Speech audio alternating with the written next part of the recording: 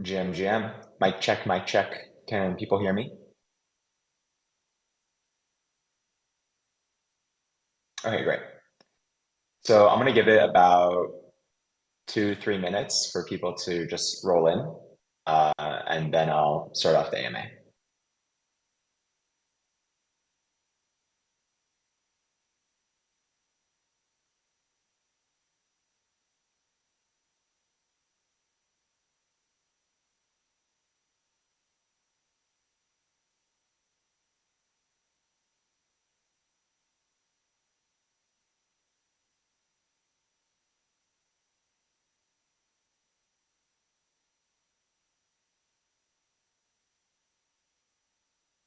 Okay, some people were saying the microphone was quiet. Is this a better audio?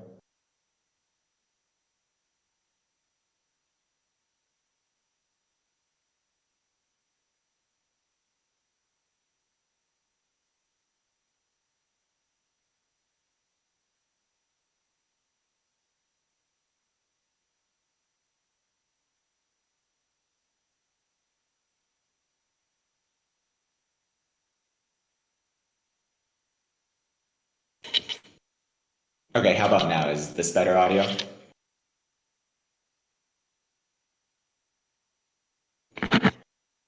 Okay, great.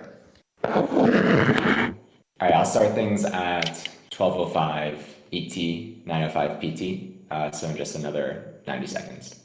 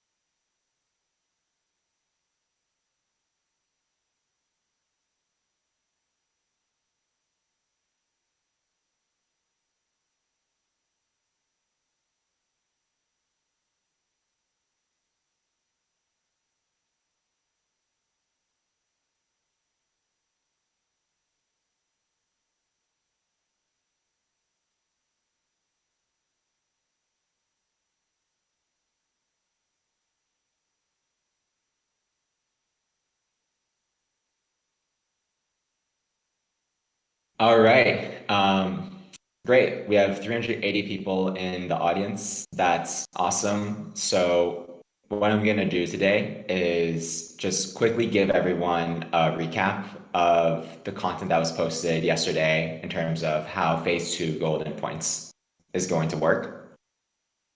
And then after that TLDR, basically I'll start taking in questions on what the future for the chain holds. And I just need to clarify my role real quick. So as Pacman, I'm the CEO of RK Research, and you kind of think of us as a blast development company, kind of similar to Consensus for Ethereum, and we're building products and services for the Blast chain. And then the Blast Foundation is in charge of the token and governance. So the Blast Foundation is really the one that's overviewing all of the token matters. But since I work closely with the foundation, I have a lot of good perspective, and I should be able to answer most questions with respect to the token. And I can answer a lot of the questions around the chain and the developments there. So I just want to give everyone that heads up, just kind of as like a legal precursor.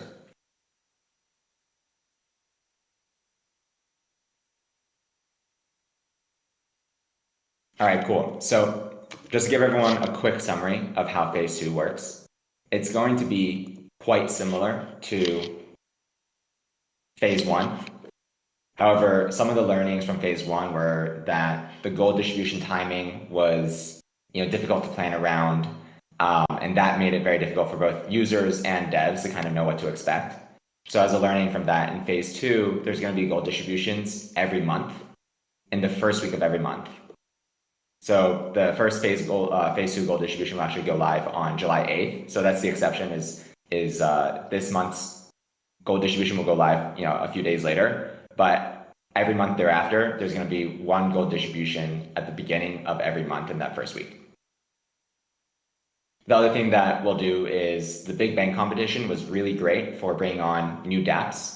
We noticed that as the phase continued, what ended up happening was there was a few dApps that launched early that progressed the most, and they ended up getting like the vast majority of the gold by the end. And it was difficult for new dApps to basically get notice and get attention and get gold. So as a learning from that, each of the gold distributions in phase two is going to have a separate allocation for new dApps specifically, just oriented around highlighting those new dApps. And there are also going to be multiple Big Bang competitions to really bring in a lot of new dApps at once and really surface them and highlight them.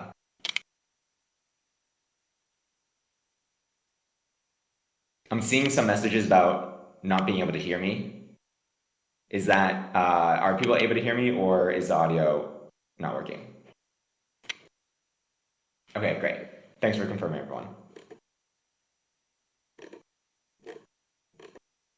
All right, and then within the gold allocations, the other thing that we learned was, for some of the dApps, some dApps distributed gold very quickly. Other dApps were slower to distribute the gold. And what ended up happening was there was a bunch of gold that was basically, left at the end of the phase. And the dApps had to kind of rush to kind of distribute all of them. So to work around that, not only are we doing the consistent gold distributions, but dApps are expected to distribute all of their existing gold before receiving their next gold distribution.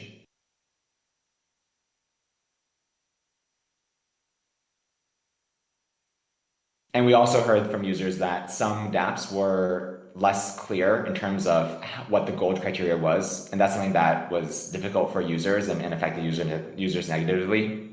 So dApps are now going to be expected to outline the criteria for gold extremely clearly.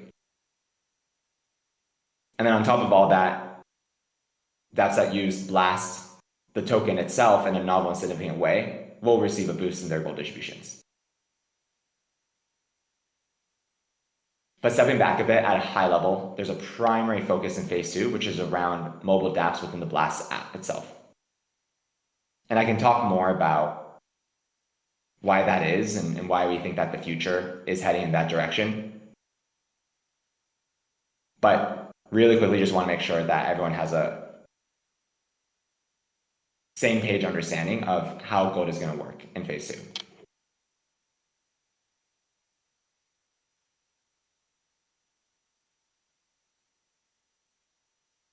And then when it comes to points in phase two, it's very similar to phase one. The only difference is that there's one new asset that also earns points, and that's the Blast token itself. The other thing about phase two that's unique is that users of the Blast app will earn golden tickets. And those golden tickets give you points and gold, along with other rewards like Blast hoodies and Cybershucks. And excluding all those other rewards, the EV of the golden tickets is basically roughly 2x. So users with the Blast app will earn points at roughly 2x the rate of users who don't have the Blast app. So it's really, really useful for users who are earning points. And the reason why this incentive exists is primarily to reward the users who are using the Blast app and basically furthering the vision of building out the full stack chain.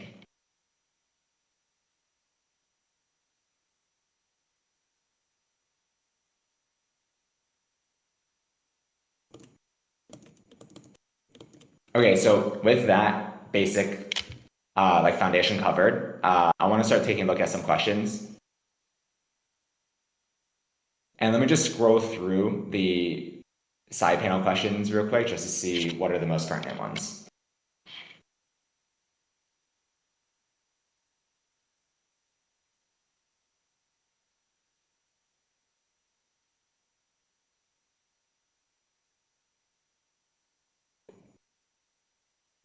So one person asks, can we delete referrals? There is no reason for it when it's really just people self-referring and diluting non-self-referrers by 24%. That's a great point. So for context, in phase one, there was a plus 16% boost for direct referrals and then a plus 8% boost for second level referrals. So it works out to about plus 24% as a boost if you self-refer. Of course, some people just referred like normal, other people just did self-referrals. And this person is pointing out that if you have this referral system, it creates this game where people who self-refer can dilute the people who don't self-refer. That is something that we recognize. If you'll notice in phase two, the referral incentive is not currently on. There is going to be an invite mechanism once the wallet functionality in the Blast app goes fully live. But until then, it's not turned on, and people can just refer as normal. We'll have a mechanism that reduces the impact of self-referring. So that is something that we explicitly recognize was somewhat dilutive for the people who didn't play that game in phase one, and so that's going to be addressed in the phase two incentive system.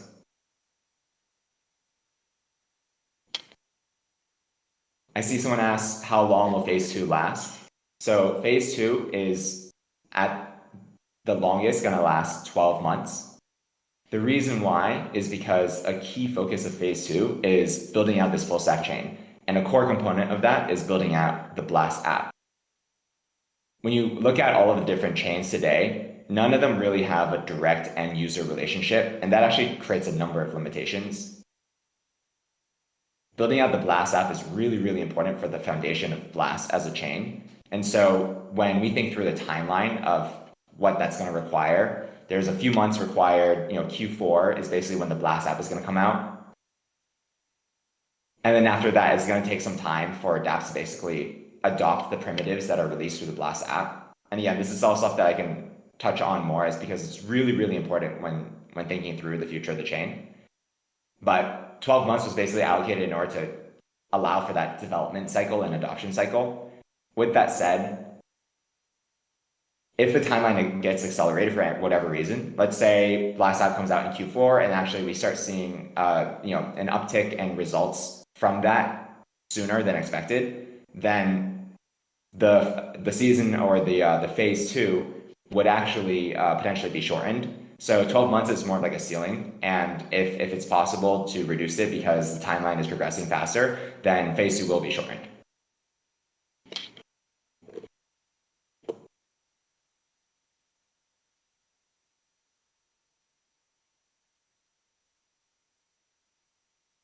Someone asked, how does vesting work? I've been at 0%.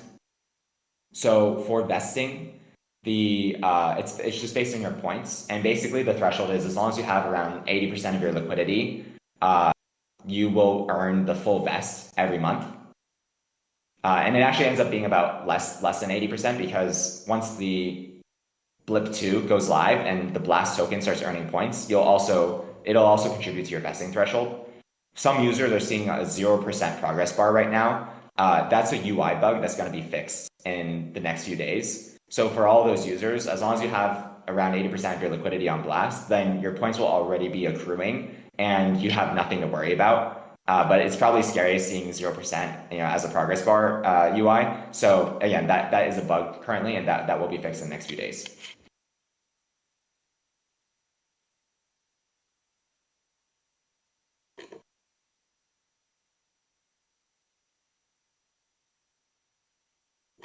And then this question that I'm seeing a lot of, and of course I was expecting it, is what are plans to boost Blast token utility beyond just governance? Any new features or use cases coming up? That's a great question.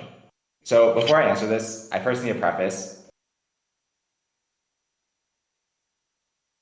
I have to answer this in a certain way just because of restrictions from our legal team. So I want to be conscientious of that. And in general, if you look at any project and you see any sort of communication that feels a little like weird or unnecessary, it's probably some reason to do with legal, and that's just like a good high-level framing for understanding the space in general. But with that all said, I can talk about tokens generally and give my thoughts on Blast. But I also need to preface that Blast is a governance token for the entire chain. It's something that, and the success of the chain is dependent on the builders and the community driving the chain forward. And any sort of value creation, driven to Blast has to come from the community at the end of the day. So with that all said, let me share my high-level thoughts.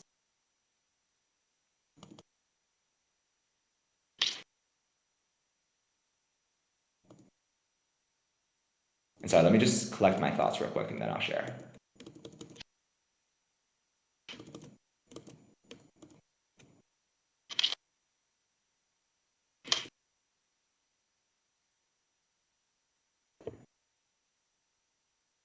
All right, so before I get into specific utility, I think it's really important to set some context.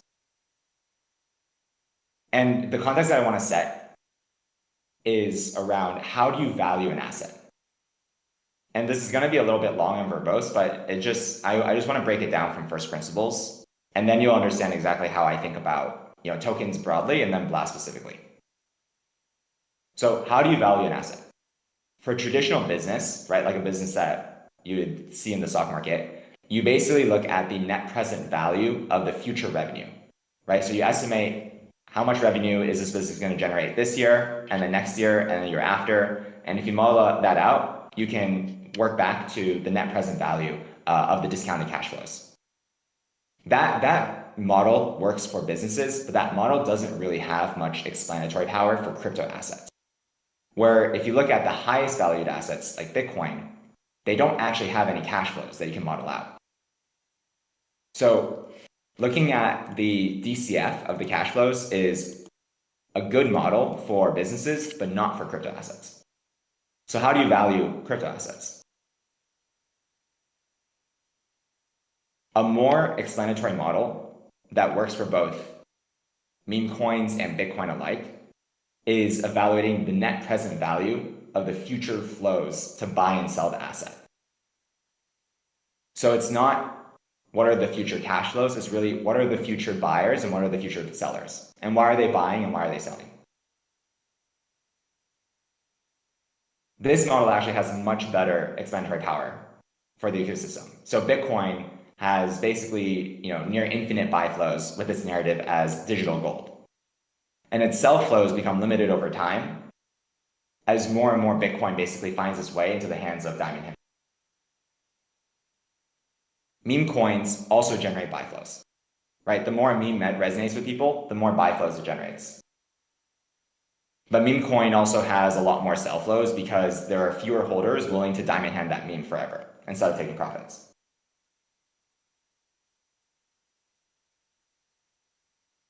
Now, what about dApps?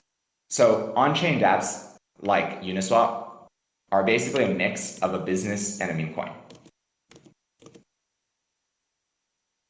As a DEX, it can be evaluated similarly to like a normal exchange business, right? You can do like a standard DCF model for it. But Uni is also a symbol of like DeFi. And if you want to bet on DeFi, you can bet on Uni, and in that way, it's a meme coin.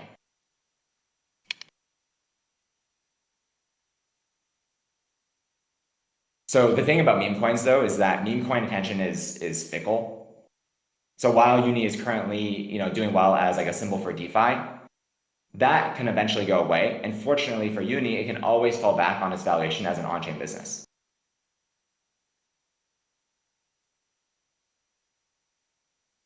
Okay, so what about L2s? For the people saying I'm stalling, I'm getting to the full context of Blast, but it's really, really important to understand the background here because there's certain recommendations that I'm going to share that are probably not what people are currently thinking is going to be useful, but actually it's long-term, much more important. So what about L2s?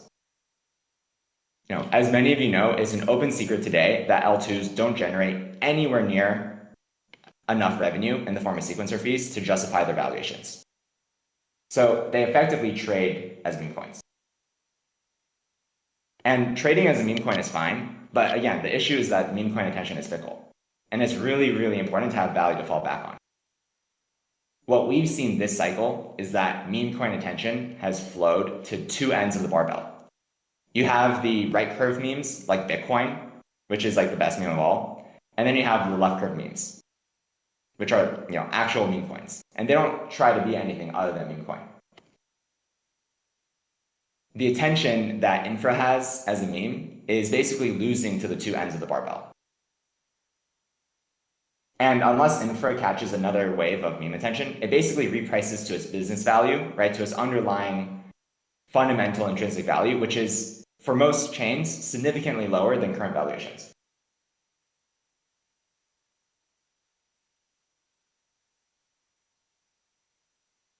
Okay, so that's context on how to value assets.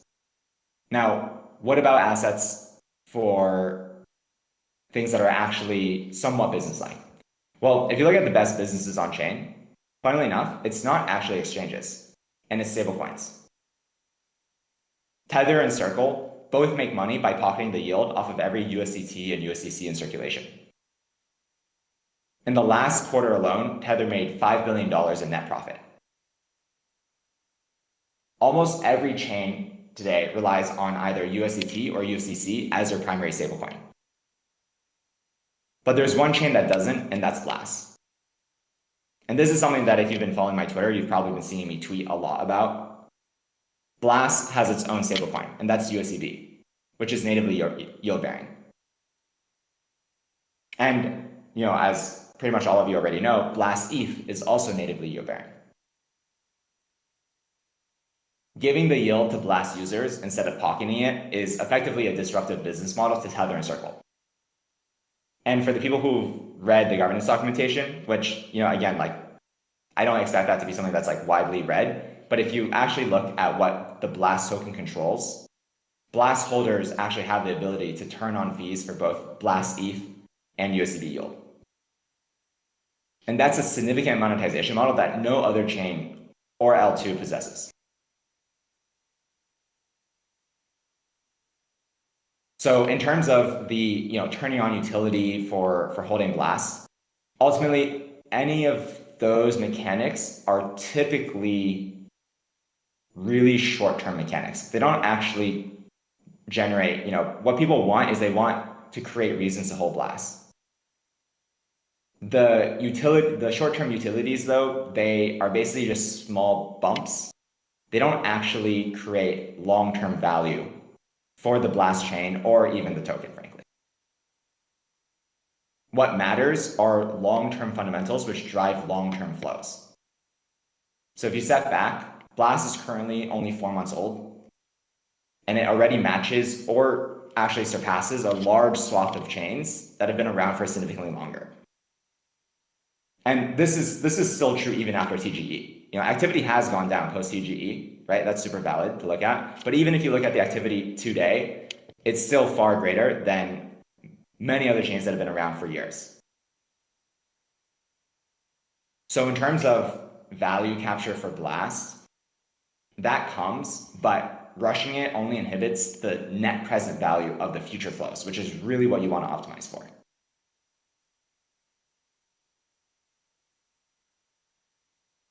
And what is like the timeline that actually makes sense here? That's something for the community to ultimately decide.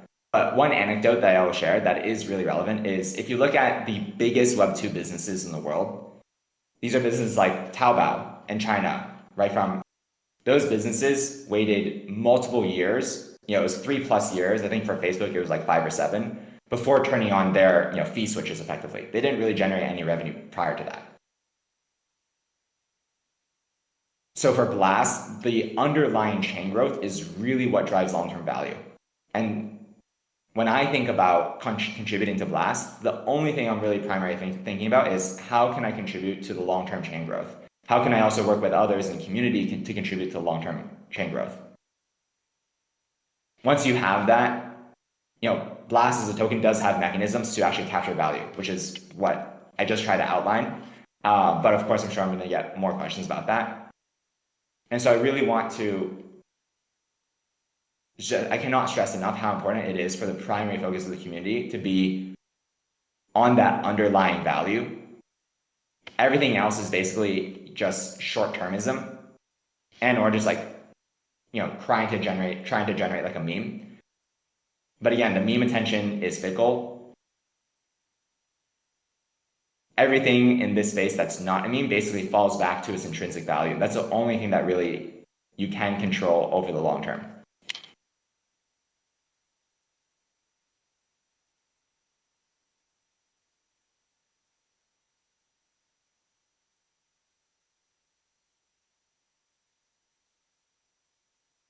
Okay, so having said all that, I'm just taking a look at all the messages that I missed, and I want to either address any follow-up questions or other questions.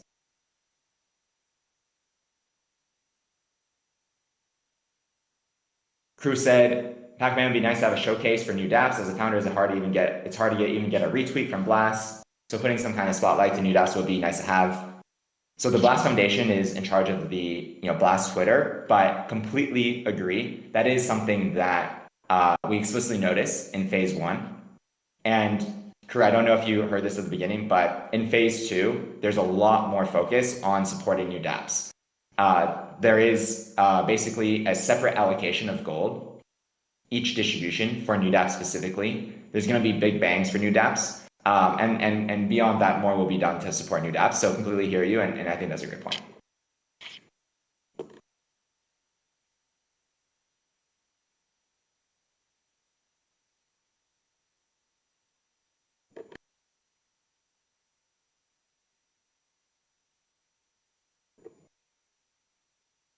Someone asked a great question, which is, now that we see the points meta coming to an end, yields dropping and attention fading, people are tired, why does the Blast team think it's a good idea to stick with the same meta for a second season? That's a great point. So I want to give some context on that. The points meta, to my understanding, there was no points meta before Blur did it for the first time. And the environment before Blur was users would typically use projects expecting some sort of airdrop, but it would never be explicit. And projects would typically like hint at some sort of airdrop. And that was basically like the default. And then eventually what would happen is projects would do some sort of like retroactive airdrop based on some criteria that they come up with. Now, after Blur, there is a points meta, but to understand why points were created in the first place, again, I need to build up from first principles why they were created. When you think about any sort of on-chain dApp or chain itself, any sort of structure in the market, the value of that structure comes from the users who use it. The reason why the blur points worked was because it effectively quantified very explicitly what the value each user was contributing to that structure. Similarly, for BLAST, the points are there to quantify very precisely how much value that user is providing to the structure that is BLAST.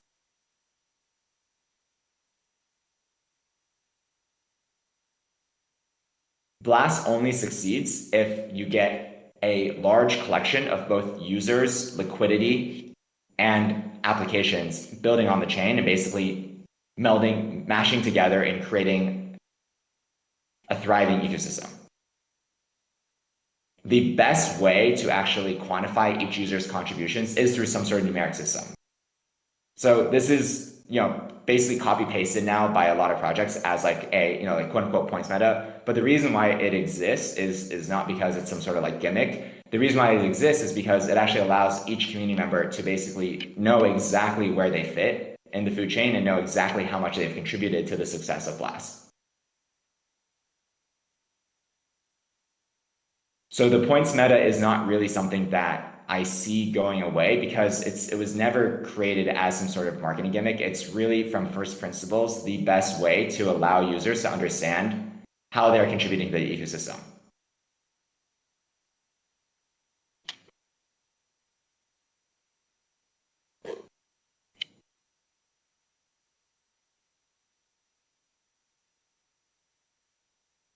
Someone asks, we need a large effort in reducing the friction for bridging funds out of BLAST with low slippage. If people are confident about being able to withdraw funds without slippage in the future, they're more likely to bridge all their idle funds into BLAST for the native yield. That is a great point. So behind the scenes, there are a good number of large third-party bridges that are currently in the works with integrating BLAST.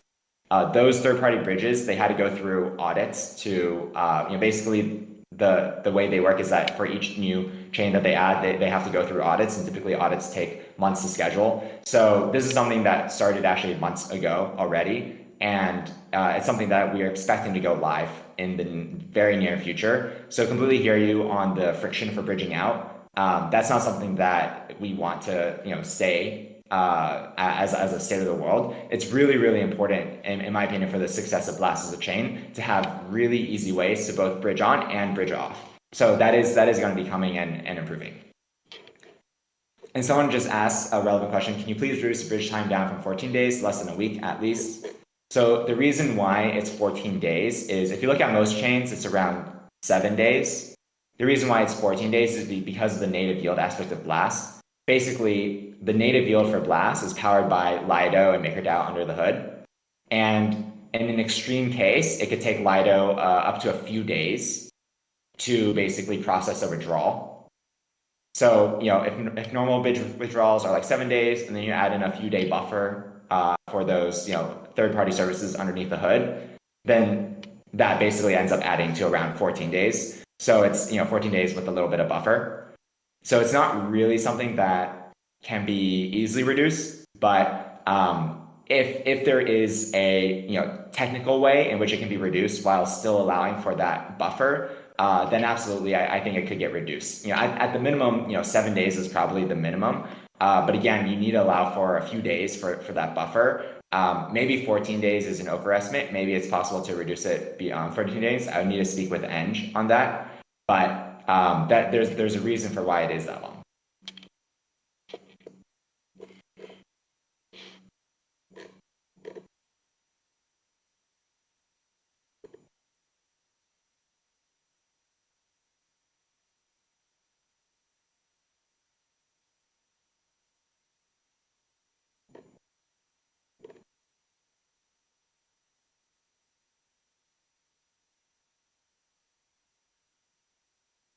Someone asks, do you believe that you have a role to play in building community and culture, or do you expect culture to be built through dApps? I'm saying this in comparison to upcoming ones like Berachain, Monad, or even Abstract, for instance, which put a lot of energy into creating a vibe and culture around them. It doesn't feel like that's a Blast path the Blast Foundation is taking yet, although it would make sense since you want to become the full stack chain that reaches a wider audience. That's a great question. So I can share my opinion, and I can't speak fully for the foundation, but I can just share my quick high level thoughts.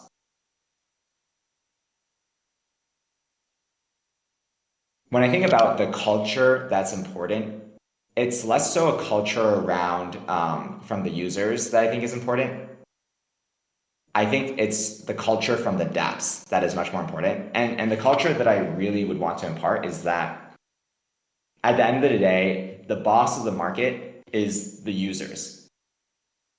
The users are the most important thing for any chain. The utility that the users are receiving, the value that they're receiving. This is a financialized market, and they need to be receiving as much value as possible. And dApps should really be orienting all of their energy around providing the maximum amount of value possible to users. When people talk about like mass market or retail, the thing about mass market and retail is that they don't really care about the culture aspect. People are very practical. They want to get value, and the only reason why they'll come onto a chain is because there's value there. So when I think through the culture, it's less about the vibes that I think are important. It's really about the dApps and their orientation around maximizing as much value as humanly possible for the users of the chain. I think that if that is done, then Blast will be a chain that has more opportunities and better infrastructure than any other chain, and that's ultimately how Blast wins as a chain.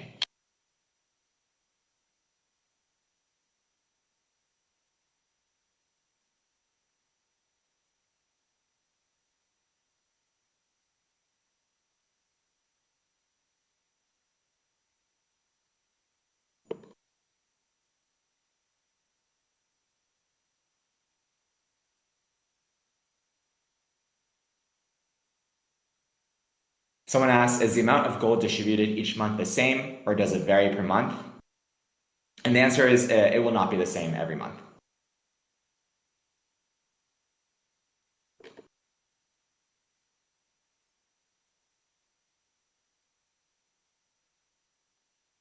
And someone asks, in the Vision doc, you mentioned a TG app. Should we be worried? And I think this is from a Telegram bot creator.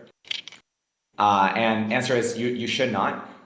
When we think through the full stack chain, the main thing is really around the wallet experience and the user's basically ability to onboard the chain to the chain from zero. Within the wallet experience, we totally see room for bots basically to live within it. There's a specific way in which we're envisioning that, though. Again, someone else asks in a somewhat related question, how will you compete with established players? What can you offer different with a wallet that others don't? This is a great question. It's something that I don't want to get too into for competitive reasons, but I think something to just give a hint of is if you look at wallets today, they are typically highly restricted in what they can do. Due to being like normal like App Store wallets. So this really limits their ability to become a platform. If you look at the Blast app, you'll notice something interesting. It's not a normal iOS app. It's actually a PWA. And this actually opens the door for a lot more design space than you would normally get in a normal app. So this is something that's going to be leaned into hard. This is a specific dimension that no one else has really leaned into on. That's really where we see all the juice coming from. But again, I don't really want to get into specifics on that because it is, as people have called out, a highly competitive market. Someone said, Fantasy made more than 4,000 ETH in revenue, but they returned a very little portion of it to Blast users. Any thoughts on that? So in terms of revenue, if it was something that like they promised to Blast users, then that should be returned. But if it was like, oh, they just like made that revenue, then absolutely, that's totally fine for them to keep. This is actually a common misunderstanding that we see, and that's on us, right? We need to clarify that better. But a lot of dApps think that the Blast Foundation doesn't want the dApps to make revenue. That's not true at all. We're very, very, very happy. The Blast Foundation is very, very happy to have dApps make revenue. The only thing that the foundation really watches out for is dApps using gold to directly incentivize revenue. A good mental model for this is, you can basically think like, oh, we're giving a dApp $1 million of marketing dollars, right? If the dApp wanted to, they could very easily say, to their users, we're going to sell this $1 million for $900,000, right? And so the users will do that, of course, because they're buying, dollars for 90 cents on the dollar. And then the dApps basically then get to pocket that $900,000. So they're not actually using the gold for its intended purposes, which is the marketing and growth of the underlying dApp. So what is not allowed is using the gold to directly incentivize revenue. But if the dApp is making revenue outside of the direct gold incentive, right? If they're using the gold to actually drive growth to their dApp and then through a secondary mechanism, they're actually making revenue, then that's like totally fine. So for Fantasy, they never explicitly incentivize, volume, which is what they make revenue off of. They incentivize, to my understanding, their bids, like liquidity, right? Bids on the different NFTs. And when people took those bids, then they generated volume, and that's how Fantasy generated revenue. So the gold was an indirect contributor, but it wasn't a direct contributor. And so that's why it was okay for Fantasy. And this is something that the foundation works closely with every dApp. And so if any dApp is trying to directly make revenue, that's completely okay. And the foundation will work with the dApps to figure out some sort of model that works if they're still also trying to use the gold. And again, any dApp can also just do whatever they want outside of the gold. It's just that there are certain policies when it comes to, if you're going to receive a marketing budget basically via the gold, then, here's how it should be spent.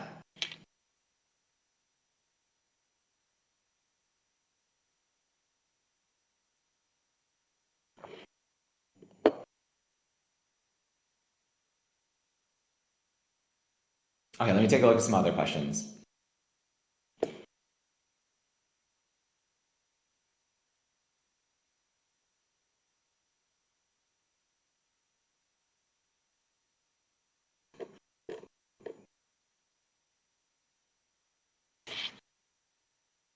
Okay, here's one. I don't know if this is actually top question, but this person just put all these questions in bold. The top question was, there's no correlation between chain growth and the token. What's the value capture? For those who missed the long-winded explanation that I gave, Blast is actually a very unique chain in that it actually has significantly more mechanisms for value capture than any other L2 token. So for most L2s, they typically only monetize off of the sequencer revenue. And if you look at the sequencer revenue, it's basically not anywhere close to what it should be in order to justify that token valuation. Blast, unlike other chains, actually has a completely new monetization vertical, which is the native yield.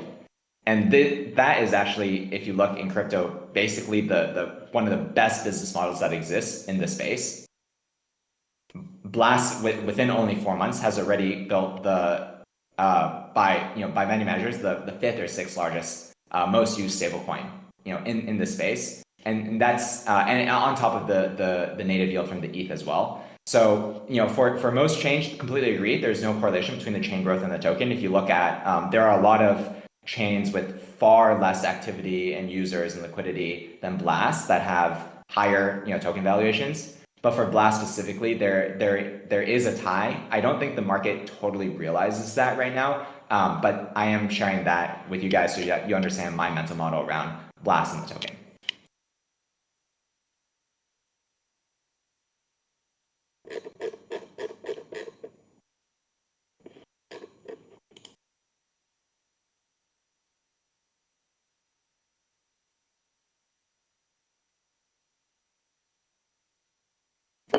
I see probably the most common question is, would it be possible to get 1.5x to 2x points more than ETH USD as an incentive for people to hold Blast rather than ETH USD?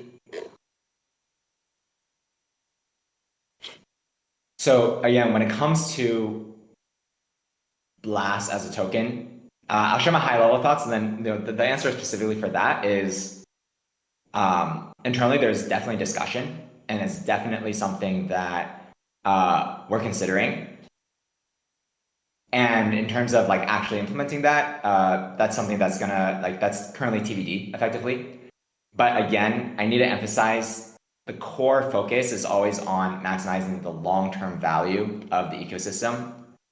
That's really why we see the point in any of this is really just creating that long-term value.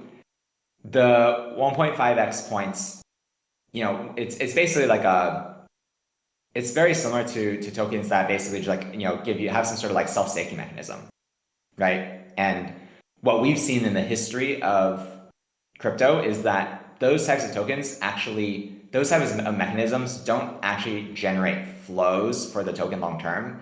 It's something that is commonly asked for, but it doesn't actually make a significant long term impact.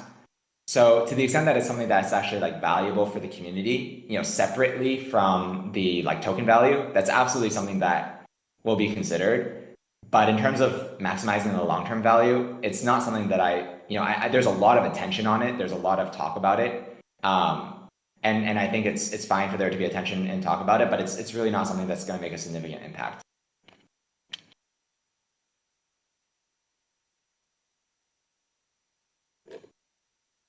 Someone asked if a staked blast token, like in Wasabi and third-party protocols like Wasabi, do not earn blast points. No, they should. So points are earned by both EOAs and smart contracts. So I'm fairly confident that Wasabi redirects any points earned, whether it's from ETH or USDB or Blast, back to users. So those points will get redirected to you as long as Wasabi has integrated with the points API correctly, which I'm fairly confident that they have.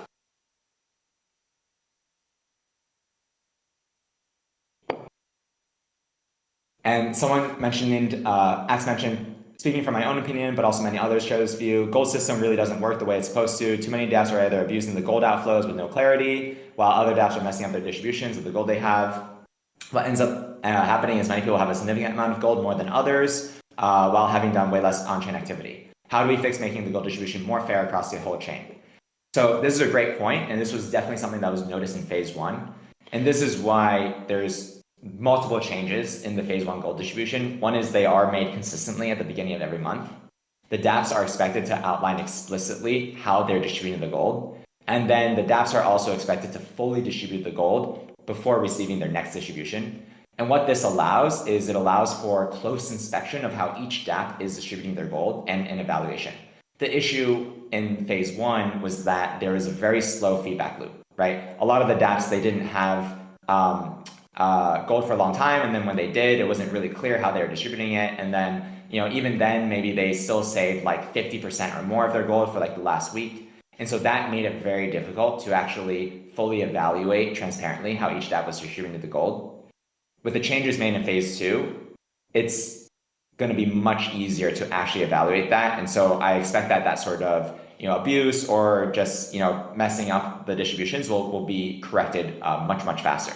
So maybe it's possible for a dApp to get away with like one or two gold distributions that are suboptimal, but any sort of issues or mistakes will be caught within that period, and then further distributions will be corrected. Or if the dApp was acting like nefariously, then they don't get further distributions. So this new system basically allows for much more transparency and auditing.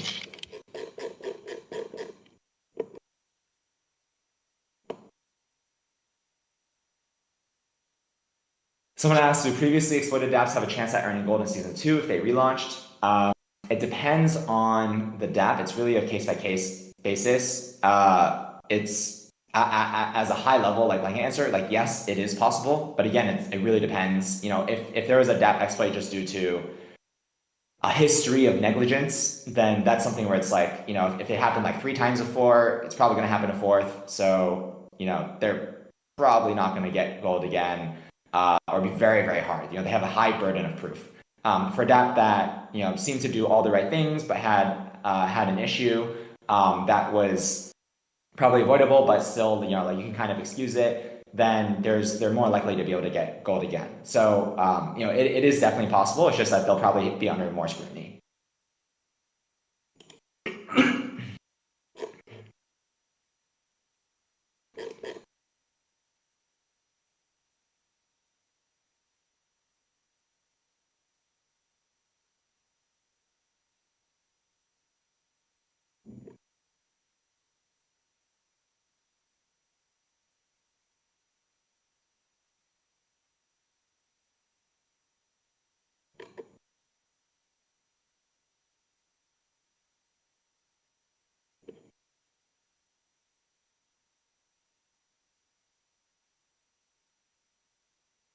Someone asks, how do you attract degens from Base and Sol right now?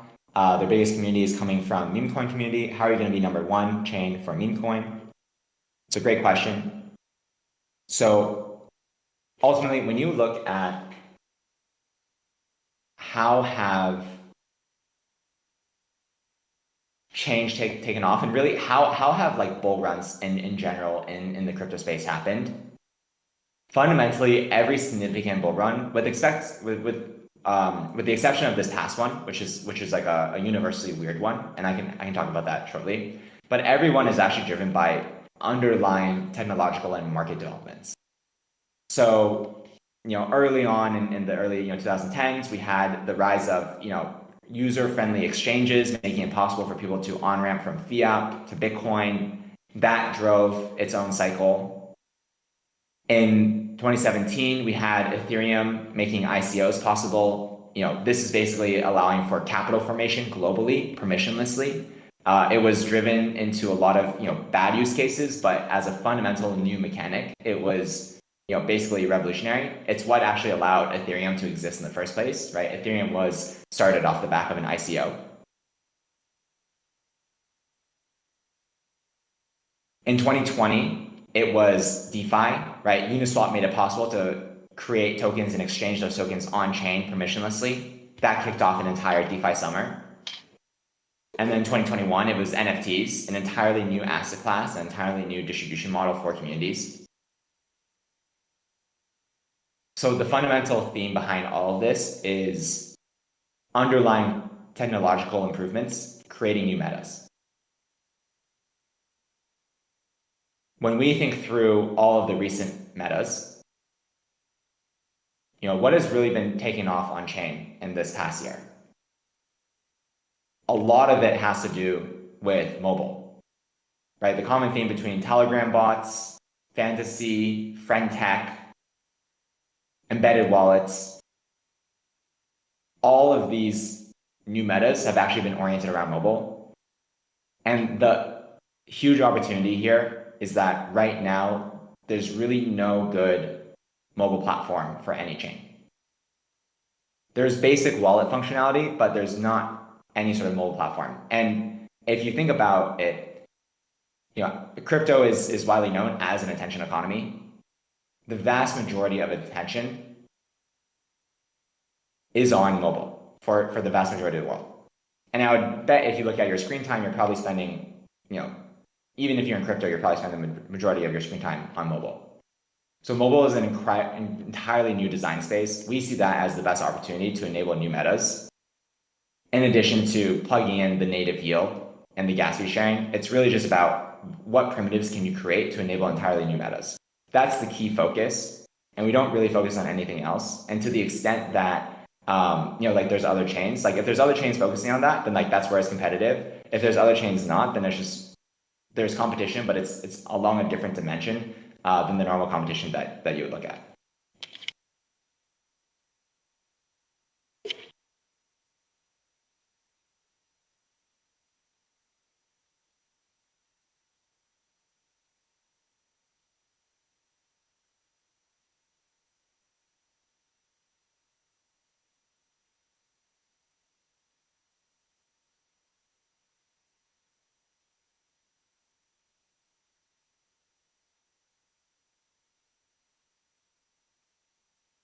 I'm just reading through to try to find some other questions.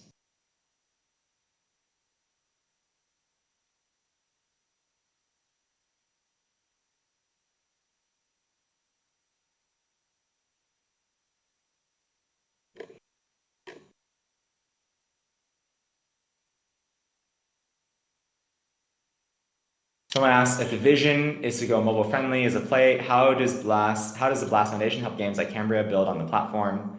So there will be an SDK release for Blast apps building on the platform. And again, it's really hard to understate how important the Blast app is. It's not going to look like anything that really exists in the market today. It's not something that I can really share in full detail about, but it's quite different. And there's going to be an SDK and a lot of technical support around actually integrating with the Blast app.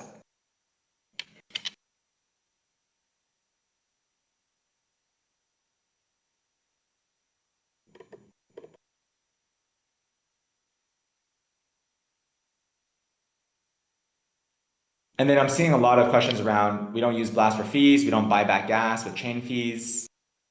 Again, this is something where it's really important to understand the long-term accrual.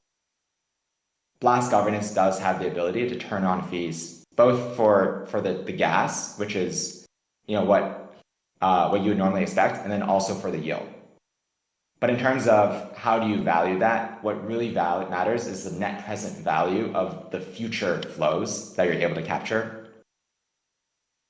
It is possible for the community to go and turn that on right now, but that would be jumping the gun because you're basically optimizing for short-term flows over the long-term flows. When just given the nature of financialized markets and exponential growth, the long-term flows are basically where all of the meat is at. So there is a direct connection between Blast and the ability to basically turn on fee capture, and more so than any other chain. But again, it's really, really important that the long-term flows are what are optimized for.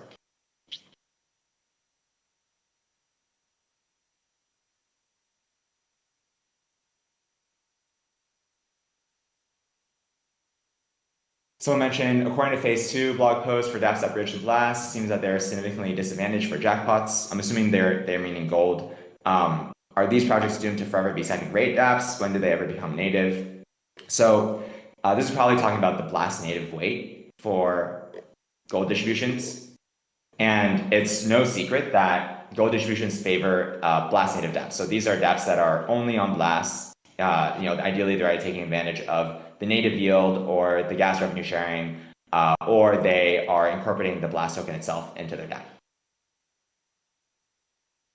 Funnily enough, when we've seen dApps go multi-chain, often we've had a lot of dApps come from like Polygon or Base. In my memory, I can't think of a dApp that actually went from another chain to Blast and didn't end up becoming Blast native. Typically, they found significantly more success on Blast than any other chain. I think this has to do with just the user base. There's a lot of really active crypto natives on the chain, and we also try to surface new dApps. Even though it wasn't done as well as it could have been in the last phase, it's still done a lot more than other chains. So what we've actually found is that when dApps do go multi-chain, they typically see a lot more success on Blast, and then it's not really that hard to convince them to then go fully native and just really focus on Blast. So with that said, for any dApps that are multi-chain, it's something where we'll support them regardless of whether they're multi-chain or just Blast native. But we focus most of our attention and resources on the Blast native ones. We really want to make sure that the dApps committed to Blast succeed. And then typically what we see is that, again, they end up seeing more success on Blast, so it's usually not hard to have them switch over fully.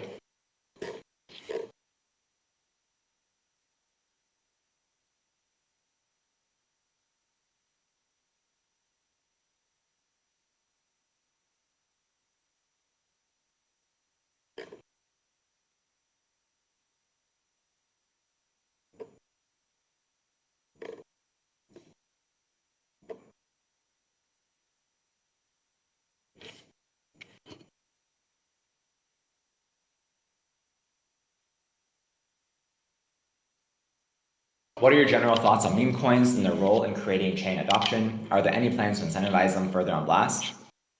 That's a great question, and the answer is absolutely. I think meme coins are really important for chain adoption. It's not the only thing that drives chain adoption, but it's one of the biggest drivers.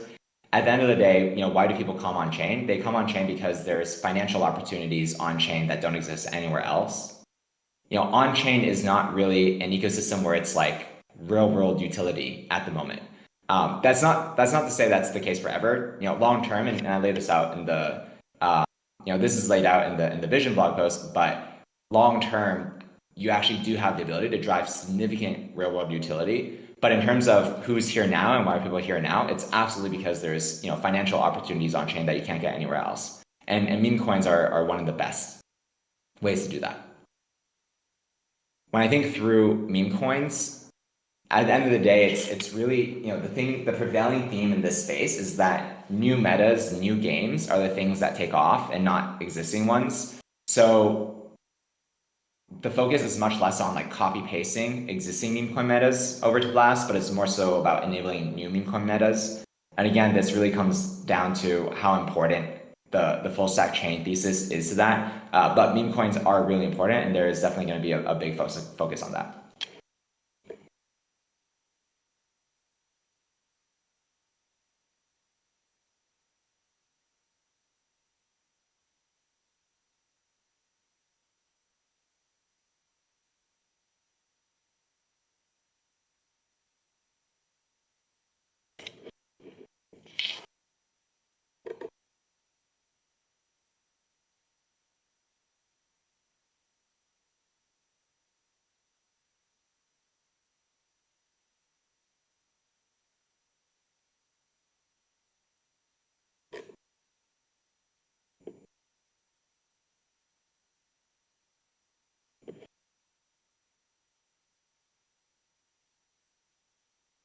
And then Roy's asked, without some deflationary mechanic or utility or incentive for Blast, people might just sell Blast and leave the ecosystem and move on to different opportunities. There is a need for balance between short and long term.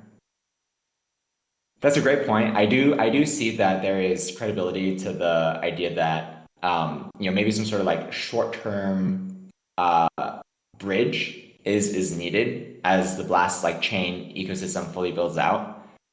In terms of the implementation of that, I think again it really comes down to there's a gut reaction that I see from the community when the price goes down to be like, oh, what can we turn on? Can we turn on staking or more points or anything like that to basically short term prevent that price action? That sort of reactionary behavior I've really never seen work in the history of crypto. I think ultimately what really matters is the long term value in the flows.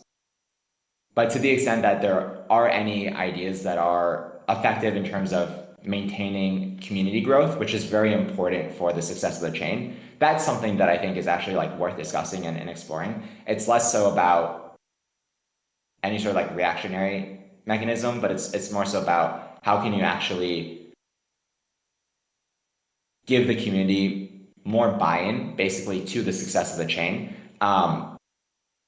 But again, when it comes to any sort of like short-term reactionary mechanism, that's not typically something that I think it's something that is like as a gut reaction can make sense that it's like very reasonable to think will work, but historically doesn't ever work. And the thing that actually really only ever works is the underlying chain developing new primitives, developing traction, and basically creating new products that you can't get anywhere else. That's really where we've seen long-term chain growth come from. So that's really what the core focus is on. Someone asked, would you be so kind and let us mass auto scratch our in-app tickets? Absolutely. That's something that's going to go live within the next 14 days.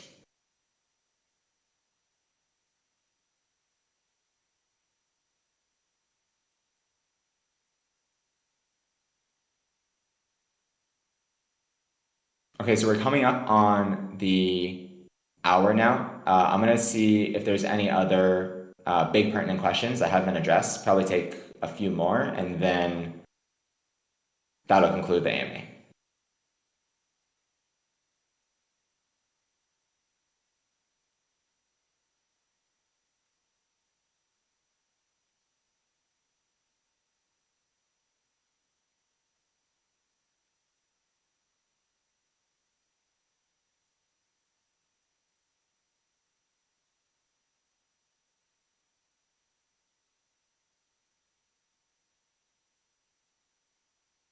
This is a great question from Snowsledge. How are you planning to compete with onboarding versus Coinbase's base L2? So when you think about onboarding to a chain, the onboarding for every chain is actually pretty much the same right now for every chain, which is for most users, they just deposit from a CEX directly onto the chain. So there isn't really much differentiation in terms of how chains do onboarding. There is kind of this like meme that like Base has better onboarding, but it's kind of like the same that you would see for like Solana or any other L2, frankly. a key focus for Blast is enabling more streamlined user flows through the app. This is something that when you control the wallet, there's a lot that you can do there. So again, it's not something that I can really get into too significantly right now just due to competitive reasons, but the Blast app is really the foundation for a lot of unlocks in terms of what you can do as a chain. And that's going to be a key focus.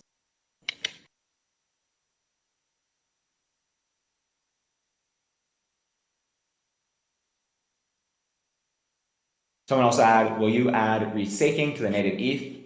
So this is also something that's like really important to understand is that currently the Blast ETH backing is Lido, and then the Blast USDB backing is MakerDAO. But those are implementation details. Those can be subbed out. It's kind of similar to, if you're creating a website, your website could be implemented in Python, it could be implemented in JavaScript, it could be implemented in PHP. You can change it whenever you want. There's some friction to doing it, but there's nothing really stopping you from doing it.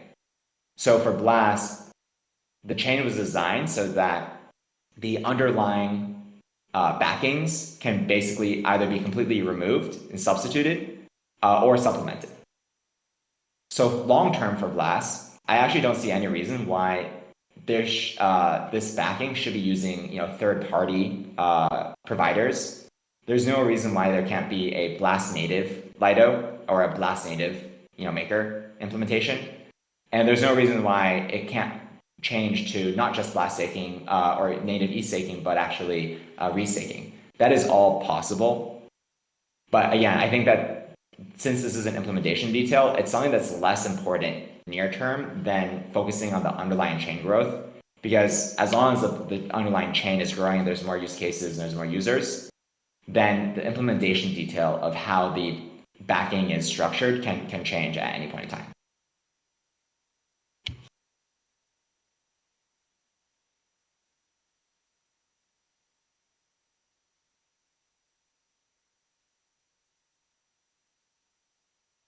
And now someone asked, will dApps relying on the native yield be penalized in terms of gold because they couldn't add Blast mechanics? So absolutely not. The Blast native way it's basically just an OR statement. So for one, if a dApp is just solely on Blast, that already gets the Blast native weight.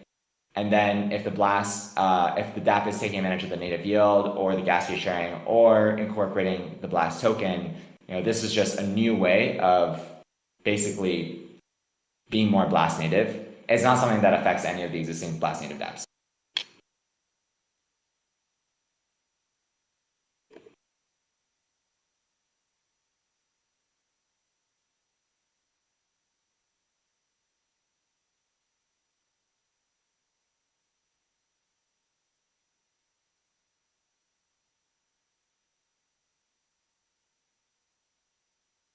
Someone asks, when will Blast fix their app website to allow access from a regular web page like 100% of other platforms? Asking users to install unaudited binaries in their device is awful for safety, especially since it was literally stated that's a PWA. So that's a great question. The Blast app, the way that PWAs work is that they're basically websites. So there isn't any plans on supporting the desktop PWA flow for users of the app. If you just go on your iPhone or your Android, you can install it as an app, but it's not actually quote unquote installing a binary.